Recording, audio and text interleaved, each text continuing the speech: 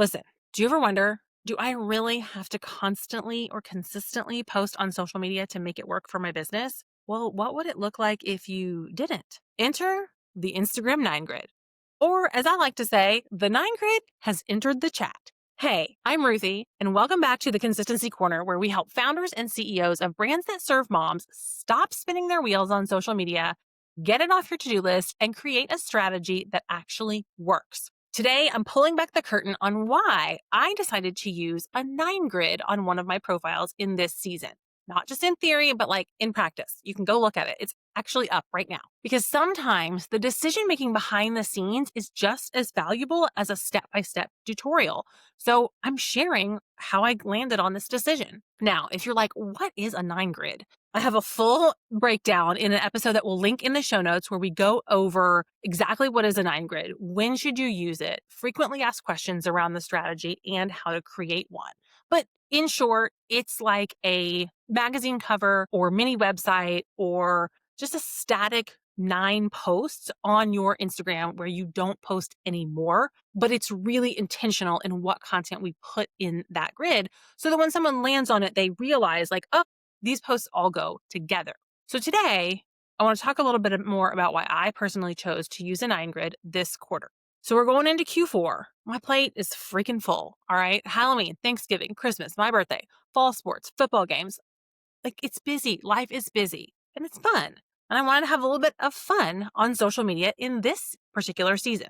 And after a big launch at the beginning of the fall of our agency, I felt this pull to kind of ease up on the selling accelerator. I didn't want to be cranking out content at full volume that was really focused on selling. I wanted my content to feel lighter, more personal, more fun. And I really wrestled with the decision of, do we keep focusing on both profiles? Do we just focus on one and not the other? If we do that, how do we handle it? Which profile do we focus on? Y'all, I have wrestled with this for a long time. And I've talked about it even on the podcast about what was the right decision for me and when and why. So in this season, what I was feeling called to do was share more content that is personal, my family, my life, the things that I'm into, and fun, right? To connect with my people on a human level. And I decided that my personal profile was the right place to do that. Now, why am I running 2 profiles? Listen, that is a very personal decision for every business owner. And there's a lot of nuance into building a personal brand and a company brand. For me, the Consistency Corner has always been about more than just me. I have a team. The intent is to grow the agency, to hire more women, give more women the opportunity to do work that they love, that lights them up, and have a flexible working environment to be able to care for themselves and their families. So the Consistency Corner, in essence, is about so much more than just Ruthie Sterrett. And so I wanted a place that was focused on the agency. And then I also like to post on social media for me and want to make sure that there is a face behind that brand of the Consistency Corner. So I keep my personal profile and post not just family stuff on there, but ways to connect with other female entrepreneurs and mom entrepreneurs on that profile. So what I decided to do in this season is put a 9 grid up on the business profile, the agency page. That way, we have static intentional content that is showcasing how we serve clients, how we can help them, who we help. And it's an example of a 9 grid, which probably wouldn't apply to you, but applies for me because it's an example of one thing that we can do for clients that's right there on my page. And ultimately, what we do is we take social media off your to-do list. And the 9 grid is one of the ways that we can do that. And then it gave me room to go back and focus on my personal brand and hang out more there. Now, with the podcast, we do produce reels from this content, and I will continue to still post a weekly or 2 a week reels on the Consistency Corner page. But what's cool about a 9 grid is you can post reels and just not share them to the main grid. They live on the reels grid only. So that way, we can keep the content fresh. We can post reels when we have them, but our main grid, our storefront, our window, if you will, into our business is static, intentional, and really strategically designed in that 9 grid. And not every season of your business is going to be heavy sales pushing.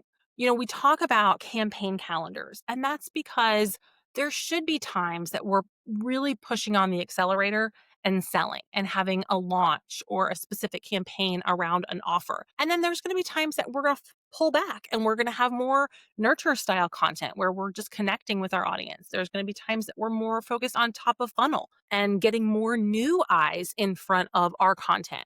And so for me, this season feels like a season of nurture, a season of fun, a season of connection with my audience. And I'm going to do that on my personal profile. But that 9 grid is still over there, keeping my business profile consistent with the content that my ideal audience may need. And that is the exact same kind of conversations that we have in strategy sessions with our clients. Like, where are we in your campaign calendar? When should we be pushing to sell? When are we pulling back and nurturing? And we honestly look at it at like a whole year overview.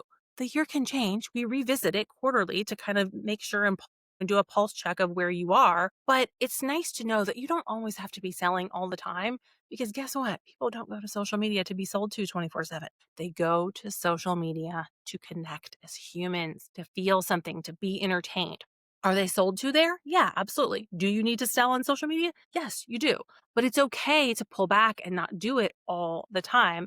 And for me, every time I've used a 9 grid, honestly, it's been after a launch because it's felt good to just take a breath for a minute and know that the content I have up there is working for me. So if you're like, this sounds like a really interesting concept and I might want to try it, but I don't know if I want to go all in with 9 posts, like that's a lot. Well, a 3 grid is a great way to kind of dip your toe into this strategy. And it's a simpler, faster way to fill the same job of immediately letting someone know when they hit your profile who you are, who you serve, and how you support them. And I talked about that in an episode earlier this month. So that's linked in the show notes if you want to go back and learn all about a 3 grid. So if you want to explore the 9 grid more deeply, check out the previous episode linked in the show notes where we do a deep dive on it. Go check out my 9 grid on the Consistency Corner Instagram profile. And if you're ready to put one in place for your own brand so that you can really step away from social media before the rush of the holiday season, we've got 2 ways to support you. Number one, done for you 9 grid service. You hire me, my team, and I create a 9 grid for you. We do all the graphics, we do write all the captions, we post it for you. It's done in a couple of days. Or if you want to DIY, we have a 9 grid planning pack, which walks you through exactly what to put in each post. And we have Instagram Canva templates available to design. Now, just like a 3 grid, the grid doesn't have to be connected, but you want it to be visually cohesive so that when someone lands on it, they can immediately see and like be visually signaled that all of these 9 posts go together. So either way, we have Canva templates to help you there. And you can think of the 9 grid almost as like a safety net for this season. It keeps your profile working for you, even in the busiest seasons of life. And listen, if you are like me and you have wrestled with the decision of personal profile, business profile, how do I manage both? What the heck do I do? Let's talk about it. We talk about things like this all the time in our social media mixer, and I'd love to have you in our next one because it's part networking group, part social media workshop, and we can have conversations with real women who have real questions about social media and help each other in figuring out how to make it work for you or how to get it off your to-do list. So thanks for being here, friend. I appreciate you so much, and we'll see you in the next episode.